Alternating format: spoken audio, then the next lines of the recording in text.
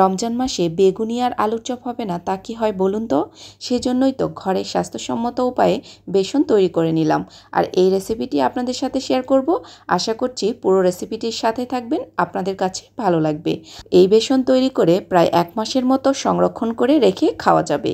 তো চলুন দেখে নেওয়া যাক কিভাবে আমি এই বেসনটি তৈরি করেছি। বেসন তৈরির উপকরণগুলো এখন আমি একটা প্লেটের মধ্যে নিয়ে নেব। প্রথমে নিয়ে নিচ্ছি 1 কাপ পরিমাণ চিনি গুঁড়া পোলাওয়ের চাল, 1 কাপ পরিমাণ বুটের ডাল, 1 কাপ পরিমাণ অ্যাঙ্কার ডাল। এরপর নিয়ে নিচ্ছি 1 কাপ পরিমাণ খেসারির ডাল। আপনারা এখানে ডালের পরিমাণটা বাড়িয়ে কমিয়ে নিতে পারেন। এরপর নিয়ে নিচ্ছি 1 কাপ পরিমাণ মসুরির ডাল। সবগুলো উপকরণই কিন্তু আমি একই সমান নিয়েছি। এরপর এর সাথে অ্যাড করে নেব আরও 1 কাপ পরিমাণ আলো চাল। এই চালটা দেওয়ার চেষ্টা করবেন, তাহলে কিন্তু বেগুনি অনেকক্ষণ মুচমুচে থাকবে। সেজন্য এই আলো চালটা ব্যবহার করা হয়েছে। সবগুলোই কিন্তু আমি সমান সমান নিয়েছি। আপনারা যতটুকু করবেন সেই অনুযায়ী ডাল চাল ব্যবহার করবেন, তবে সবগুলোর পরিমাণই কিন্তু সমান সমান ব্যবহার করতে হবে। তো এখন সবগুলোকে আমি একসাথে মিশিয়ে নিচ্ছি। এরপর বড় সাইজের একটা বোলের মধ্যে এই চালগুলোকে আমি ঢেলে নেব, কারণ এগুলোকে ভালো মতো করে পরিষ্কার করে ধুয়ে নিতে হবে। আমি 3 থেকে 4 বার ভালো মতো করে কষলিয়ে এগুলোকে ধুয়ে নিয়েছি।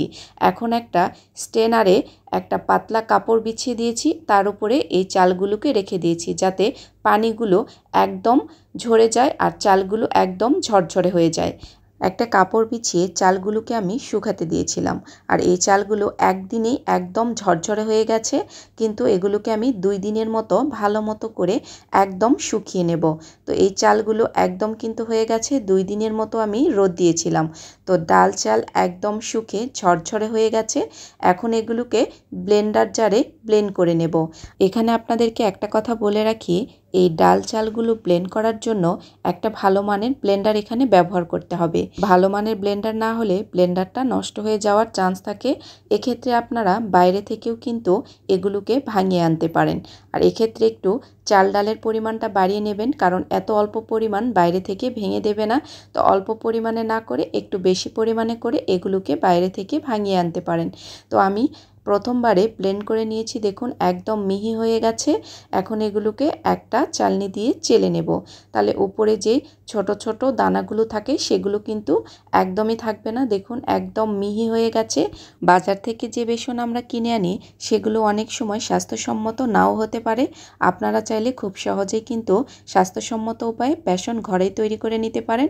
আর এই বেসন সংরক্ষণ করে প্রায় 1 মাস রাখা যাবে। আর এই বেসন তৈরি করা কিন্তু খুব একটা ঝামেলার ব্যাপার না। পুরো রেসিপিটি দেখে আপনারা নিশ্চয়ই বুঝতে পেরেছেন। এখন এই বেসনগুলোকে আমি একটা এয়ারটাইট বক্সে রেখে দেব পুরো মাসের জন্য। আর এই বেসন দিয়ে বেগুনি আলুর চপ যা কিছুই করেন না কেন একদমই মুচমুচে থাকবে বেশ কিছুক্ষণের জন্য। আর এটা কিন্তু ঘরে তৈরি এবং স্বাস্থ্যসম্মত। তো কেমন লাগলো? যদি ভালো লেগে থাকে অবশ্যই কমেন্টস করতে ভুলবেন না। এই পর্যন্তই, সবাই ভালো থাকবেন। আপনাদের সাথে দেখা হবে আবার কোনো নতুন এবং সহজ রেসিপিতে। এই পর্যন্তই, আল্লাহ হাফেজ। সবাই ভালো থাকবেন আর আমার পরিবারের জন্য দোয়া করবেন। আল্লাহ হাফেজ।